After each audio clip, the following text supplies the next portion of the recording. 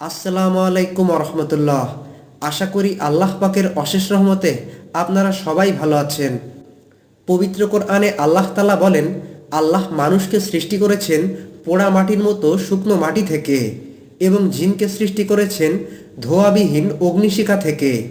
সুতরাং তোমরা উভয়ে তোমাদের প্রতিপালকের কোন কোন অনুগ্রহকে অস্বীকার করবে? কোরআন মাজিদের অন্যখানে আল্লাহ তাআলা বলেন, আমি তো মানুষকে সৃষ্টি করেছি ছাঁচে ঢালা শুকনো ঠনঠনে মাটি থেকে এবং তার পূর্বে সৃষ্টি করেছি জিন লুহালুয়ার আগুন থেকে। হজরত আয়েশা রাদিয়াল্লাহু তাআলা আনহা বলেন, রাসূলুল্লাহ সাল্লাল্লাহু আলাইহি ওয়াসাল্লাম বলেছেন, ফেরেশতাকুলকে নূর থেকে সৃষ্টি করা হয়েছে এবং জিন জাতিকে আগুন থেকে সৃষ্টি করা হয়েছে। আর আদম আলাইহিসসালামকে সৃষ্টি করা হয়েছে সেই উপাদান দিয়ে যার বিবরণ তোমাদেরকে দেওয়া হয়েছে, অর্থাৎ মাটি দিয়ে। আল্লাহ তাআলা আদম আলাইহিসসালামের সৃষ্টির পূর্বেই জিন জাতিকে সৃষ্টি করেছেন। ইবনে আব্বাস রাদিয়াল্লাহু তাআলা এর একটি বর্ণনা থেকে জানা যায়, আল্লাহ তাআলা যা সৃষ্টি করতে চেয়েছিলেন তা সৃষ্টি করার পর আরশে সমাসীন হন। তারপর ইবলিশকে দুনিয়ার ফেরেশতাদের প্রধান নিযুক্ত করেন। অভিশপ্ত হওয়ার পূর্বে ইবলিশ ফেরেশতাদেরই একটি গোত্রভুক্ত ছিল, যাদেরকে জিন বলা হতো। তাদেরকে জিন নামে এজন্য অভিহিত করা হতো যে কারণ তারা ছিল জান্নাতের রক্ষী বাহিনী। জিন জাতি প্রথমে পৃথিবীতে বিপর্যয় সৃষ্টি করেছিল এবং রক্তপাত ঘটিয়েছিল। তখন আল্লাহ তাআলা ইবলিশকে তাদের কাছে প্রেরণ করেন। ইবলিশের সঙ্গে ছিল ফেরেশতাদের একটি বাহিনী। তারা কতক জিনকে হত্যা করে এবং কতককে পৃথিবী থেকে তাড়িয়ে বিভিন্ন দ্বীপে নির্বাসনে পাঠিয়ে দেয়। এরপর আল্লাহ তাআলা মানুষ সৃষ্টি করতে চাইলেন। তখন আল্লাহ তাআলা ফেরেশতাদেরকে ডেকে বললেন, আমি পৃথিবীতে একজন প্রতিনিধি বানাতে চাচ্ছি। তখন ফেরেশতারা বললেন, হে আমাদের পালনকর্তা, আপনি কি পৃথিবীতে এমন কাউকে সৃষ্টি করবেন যে দাঙ্গা হাঙ্গামার সৃষ্টি করবে আর রক্তপাত ঘটাবে? অথচ আমরা আপনার গুণকীর্তন করছি এবং আপনার পবিত্র সত্তাকে স্মরণ করছি। ফেরেশতাদের এই কথা শুনে আল্লাহ তাআলা বলেছিলেন, নিঃসন্দেহে আমি যা জানি তোমরা তা জানো না। এরপর আল্লাহ তাআলা হযরত আদম আলাইহিসসালামকে সৃষ্টি করলেন। তাকে সমস্ত কিছুর নাম শিক্ষা দিলেন এবং ফেরেশতাদেরকে বললেন আদম আলাইহিসসালামকে সিজদা করতে। এরপর ইবলিশ অহংকারে বশীভূত হয়ে অভিশপ্ত হলো। যখন কোরআন শরীফ তেলাওয়াত করা হতো তখন জিনেরা লুকিয়ে লুকিয়ে সেটা শুনতো। নাসিবিন নামক এলাকায় জিনদের একটি দল ছিল। কোনো কোনো বর্ণনা মতে তারা ছিল বুসরার জিন। রাসূলুল্লাহ সাল্লাল্লাহু আলাইহি ওয়াসাল্লাম মক্কা ভূমির বতনে নাখলা এলাকায় সাহাবীদেরকে সঙ্গে নিয়ে দাঁড়িয়ে নামাজ পড়ছিলেন। এমন সময় সেই স্থান দিয়ে অতিক্রম করছিল একদল জিন। কোরআন তিলাওয়াত শুনে তারা থেমে যায়। জিনদের সেই দল সেখানে অবস্থান করে নবীজির কোরআন তেলাওয়াত শুনতে থাকে। তারপর রাসূলুল্লাহ সাল্লাল্লাহু আলাইহি ওয়াসাল্লাম সাহাবীদেরকে নিয়ে সারা রাত ধরে বৈঠক করেন। এই সময় সাহাবীরা রাসূলুল্লাহ সাল্লাল্লাহু আলাইহি ওয়াসাল্লামকে তার আদেশ নিষেধ সংক্রান্ত কিছু বিষয় সম্পর্কে প্রশ্ন করে। সাহাবীরা খাদ্য সম্পর্কে প্রশ্ন করলে নবীজি তাদেরকে বললেন, যেই সব হাড়ের উপর আল্লাহর নাম উচ্চারণ করা হবে সেগুলোকে তোমরা গোশতে পরিপূর্ণ পাবে, আর গোবর মাত্রই তোমাদের জীব জানোয়ারের খাদ্য। আর নবী করিম সাল্লাল্লাহু আলাইহি ওয়াসাল্লাম এই দুইটি বস্তু দিয়ে ইস্তেঞ্জা করতে নিষেধ করেছেন এবং বলেছেন, এই দুইটি বস্তু হচ্ছে তোমাদের ভাই জিনদের খাদ্য। এছাড়াও রাসূলুল্লাহ সাল্লাল্লাহু আলাইহি ওয়াসাল্লাম সাহাবীদেরকে রাস্তায় পেশাব করতে নিষেধ করেছেন, কারণ তা হচ্ছে জিনদের আবাসস্থল। রাসূলুল্লাহ সাল্লাল্লাহু আলাইহি ওয়াসাল্লাম তাদেরকে সূরা আর রহমান পাঠ করে শোনান। ফাবি আইয়ি আলাই রাব্বিকুমা তুকাজ্জিবান, অর্থাৎ তবে তোমাদের প্রতিপালকের কোন কোন নিয়ামতকে তোমরা অস্বীকার করবে। যখন রাসূলুল্লাহ সাল্লাল্লাহু আলাইহি ওয়াসাল্লাম এই আয়াতটি পাঠ করতেন তারা বলতো, হে আমাদের প্রতিপালক, তোমার কোনো অবদানই আমরা অস্বীকার করি না, প্রশংসা তো সব তোমারই প্রাপ্য। পরবর্তীতে নবী করিম সাল্লাল্লাহু আলাইহি ওয়াসাল্লাম লোকদেরকে এই সূরাটি পাঠ করে শোনান। তখন তারা নিশ্চুপ হয়ে বসে থাকে। তখন নবীজি এই ব্যাপারে জিনদের প্রশংসা করে বলেন, উত্তরদানে তারা তোমাদের চেয়ে উত্তম ছিল। যতবারই আমি বলেছি, তবে তোমরা তোমাদের প্রতিপালকের কোন কোন অবদানকে অস্বীকার করবে? ততবারই জিনেরা বলেছে, হে আমাদের প্রতিপালক, তোমার কোনো নিয়ামতই আমরা অস্বীকার করি না, প্রশংসা তো সব তোমারই প্রাপ্য। হজরত আবু হুরায়রা রাদিয়াল্লাহু তাআলা আনহু বলেন, রাসূলুল্লাহ সাল্লাল্লাহু আলাইহি ওয়াসাল্লাম বলেছেন, গত রাতে একটি দুষ্ট জিন আমার সালাতকে বরবাদ করার জন্য আমার উপরে চড়াও হয়, কিন্তু আল্লাহ তাআলা তাকে কাবু করার জন্য আমাকে শক্তি দান করেন। ফলে আমার ইচ্ছা হলো সেই জিনটাকে ধরে এনে মসজিদের একটি খুঁটির সাথে বেঁধে রাখি, আর ভোরবেলা উঠে তোমরা সকলেই যেন তাকে দেখতে পাও। কিন্তু পরক্ষণেই আমার ভাই সুলাইমান আলাইহিসসালামের উক্তি আমার মনে পড়ে যায়। নবী সুলাইমান আলাইহিসসালাম আল্লাহকে বলেছিলেন যে, হে আমার পালনকর্তা, আমাকে ক্ষমা করুন এবং আমাকে এমন সাম্রাজ্য দান করুন যেটা আমার পরে আর কেউ যেন না পায়। নিশ্চয়ই আপনি মহাদাতা। মূলত আল্লাহ তাআলা হজরত সুলাইমান আলাইহিসসালামের উপর জিন জাতিকে অনুগত করে দিয়েছিলেন। সুলাইমান আলাইহিসসালামের সেই উক্তি নবীজির মনে পড়ে যায়। এর ফলে রাসূলুল্লাহ সাল্লাল্লাহু আলাইহি ওয়াসাল্লাম সেই দুষ্টু জিনটিকে ব্যর্থ মনোরোধ করে ফিরিয়ে দেন। রাসূলুল্লাহ সাল্লাল্লাহু আলাইহি ওয়াসাল্লাম শয়তানের ধোঁকা থেকে আল্লাহ তাআলার কাছে পানাহ চাইতেন। শয়তানের ধোঁকা থেকে বেঁচে থাকার উপায় সম্পর্কেও রাসূলুল্লাহ সাল্লাল্লাহু আলাইহি ওয়াসাল্লাম আমাদেরকে জানিয়ে দিয়েছেন। বর্ণিত হয়েছে যে সূরা বাকারার ফজিলত এমন যে, যেই ঘরে সূরা বাকারা তেলাওয়াত করা হয় সেই ঘর থেকে শয়তান পালিয়ে যায়। আবার আয়াতুল কুরসির ফজিলত সম্পর্কে উল্লেখ হয়েছে যে, যেই ব্যক্তি রাতের বেলা আয়াতুল কুরসি পাঠ করবে, ভোর হওয়া পর্যন্ত শয়তান তার কাছে ঘেঁষতে পারে না।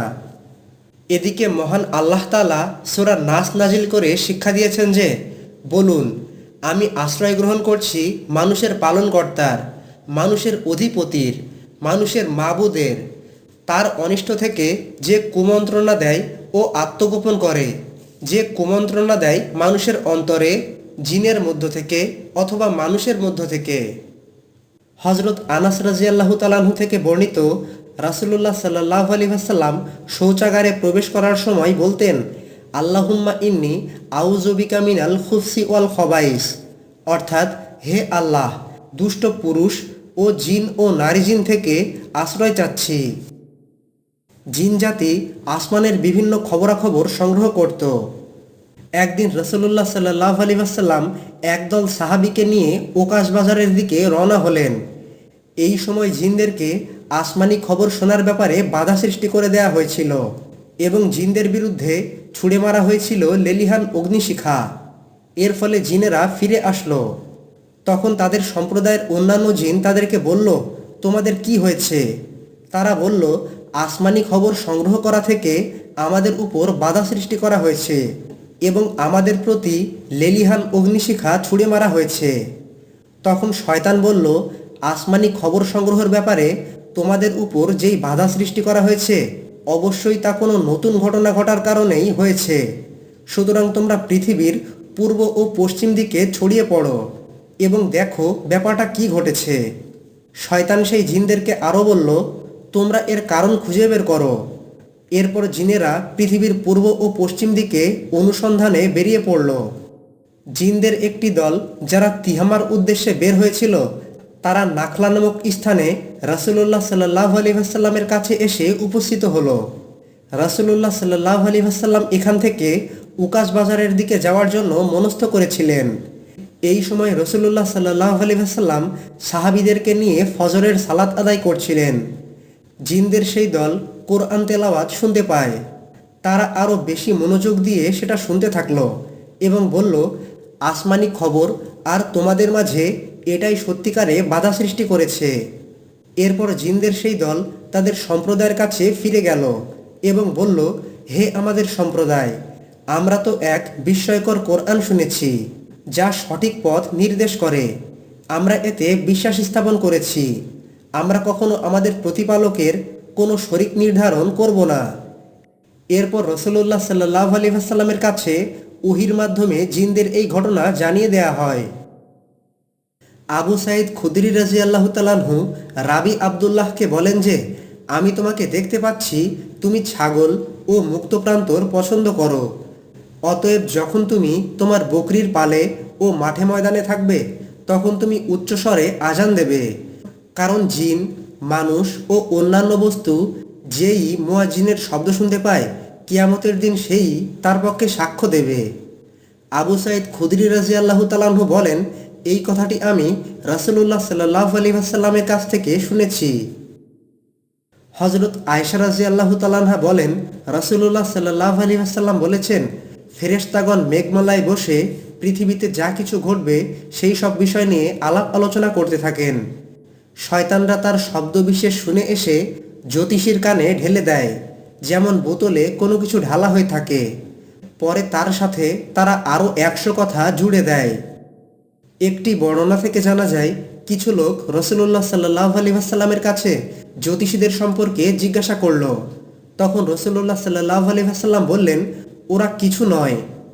তখন সেই লোকজন বলল, হে আল্লাহর রসুল, তারা তো কখনো কখনো কোনো কিছু সম্পর্কে আমাদেরকে এমন কথা বলে থাকে যেটা সঠিক বলে প্রমাণিত হয়ে যায়।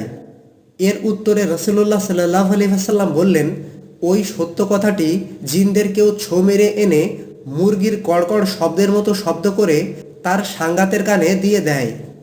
এরপর তারা সেই কথার সাথে আরও শত মিথ্যা কথা জুড়ে দেয়।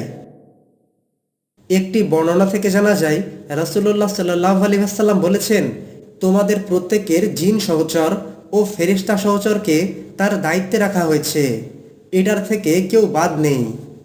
ইবনে আব্বাস রাদিয়াল্লাহু তাআলা আনহু বলেন, রাসূলুল্লাহ সাল্লাল্লাহু আলাইহি ওয়াসাল্লাম বলেছেন, তোমাদের মধ্যে এমন কেউ নেই যার উপরে তার শয়তান সহচরকে নিয়োজিত করে রাখা হয়নি। এই কথা শুনে সাহাবীরা জিজ্ঞাসা করলেন, ইয়া রাসূলুল্লাহ, আপনার উপরও কি নিয়োজিত করা আছে? রাসূলুল্লাহ সাল্লাল্লাহু আলাইহি ওয়াসাল্লাম বললেন, হ্যাঁ, তবে আল্লাহ তাআলা আমাকে তার উপর সাহায্য করেছেন, ফলে সে আমার অনুগত হয়ে গিয়েছে। মহান আল্লাহ তাআলা রাসূলুল্লাহ সাল্লাল্লাহু আলাইহি ওয়াসাল্লামকে বলেন, এরূপ মানব ও জিনের মধ্যে শয়তানদেরকে আমি প্রত্যেক নবীর শত্রু করেছি। তারা একে অন্যকে ধোঁকা দেওয়ার জন্য চমৎকার বাক্য দিয়ে প্ররোচিত করে। যদি আপনার পালনকর্তা চাইতেন তবে তারা এই কাজ করত না। সুতরাং আপনি তাদেরকে ও তাদের মিথ্যা রচনাকে বর্জন করুন। এবং তারা এই উদ্দেশ্যে প্ররোচিত করে যে যারা পরকালে বিশ্বাস করে না তাদের মন যেন তাদের প্রতি অনুরাগী হয় এবং তাতে যেন তারা খুশি হয়, আর যে অপকর্ম করে তারা যেন তাই করতে থাকে। জিনদের মধ্যে যারা কাফের, শয়তান এদেরই অন্তর্ভুক্ত, আর তাদের প্রধান নেতা হলো ইবলিশ। আল্লাহ তাআলা ইবলিশকে এবং তার বংশধরকে আদম আলাইহিসসালাম ও তার বংশধরের উপর ক্ষমতা দান করেছেন। যারা তার প্রতি ঈমান আনবে ও রাসূলগণে বিশ্বাস করবে এবং তার শরীয়তের অনুসরণ করবে, তিনি তাদের হেফাজতের দায়িত্ব নিয়েছেন। যেমন আল্লাহ তাআলা বলেন, আমার বান্দাদের উপর ইবলিশের কোনো ক্ষমতা নেই, কর্মবিধায়ক হিসাবে তোমার প্রতিপালকই যথেষ্ট। জিন জাতির মধ্যে যারা মুমিন, তাদের বিষয়ে মতভেদ আছে যে তারা কি জান্নাতে প্রবেশ করতে পারবে নাকি তাদেরকে আগুন দিয়ে শাস্তি দেওয়া হবে না, এটাই তাদের পুরস্কার হবে। এই প্রশ্নের উত্তর হচ্ছে হ্যাঁ, জিনেরাও জান্নাতে প্রবেশ করতে পারবে। পবিত্র কোরআনের বক্তব্যই তার প্রমাণ। কোরআন মাজিদে আল্লাহ তাআলা বলেন, আর যে ব্যক্তি আল্লাহর সামনে উপস্থিত হওয়ার ভয় পোষণ করে তার জন্য আছে 2টি জান্নাত। সুতরাং তোমরা উভয়ে তোমাদের প্রতিপালকের কোন কোন অনুগ্রহকে অস্বীকার করবে? এই আয়াতে আল্লাহ তাআলা জান্নাতের কথা উল্লেখ করে জিনদের প্রতি তার অনুগ্রহের কথা স্মরণ করিয়ে দিয়েছেন। যদি জিন জাতি জান্নাত পাওয়ার যোগ্য না হতো তাহলে আল্লাহ পাক তাদের নিয়ামত দানের ওয়াদার কথা উল্লেখ করতেন না। এছাড়াও আমরা জানি যে মহান আল্লাহ তাআলা মানুষ ও জিন জাতিকে তার ইবাদতের জন্য সৃষ্টি করেছেন। সুতরাং মানুষের মধ্যে মুমিন ব্যক্তিরা যেমন জান্নাতে যাবে, জিনদের মধ্যে মুমিন জিনেরাও তেমনি জান্নাতে যাবে। একইভাবে মুশরিক ও নাফরমান মানুষ ও জিনেরা জাহান্নামীদের অন্তর্ভুক্ত হবে।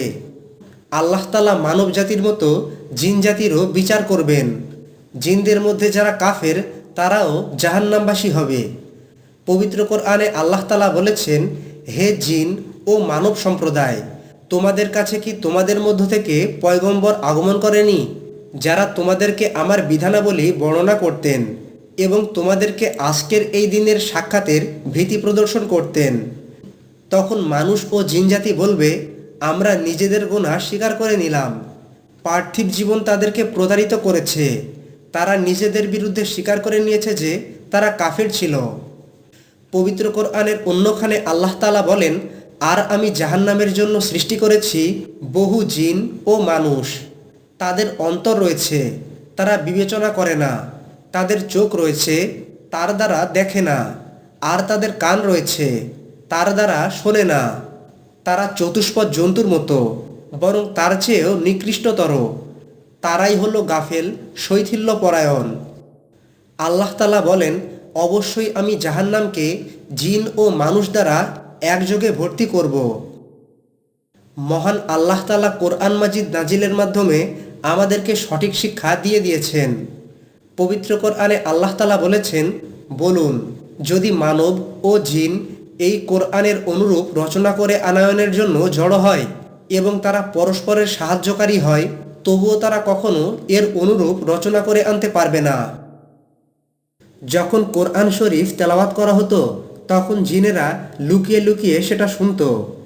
যেমন আল্লাহ তাআলা জিনদের সম্পর্কে রাসূল সাল্লাল্লাহু আলাইহি ওয়াসাল্লামকে বলেন যে, স্মরণ করো, আমি তোমার প্রতি আকৃষ্ট করেছিলাম একদল জিনকে, যারা কোরআন পাঠ শুনছিল।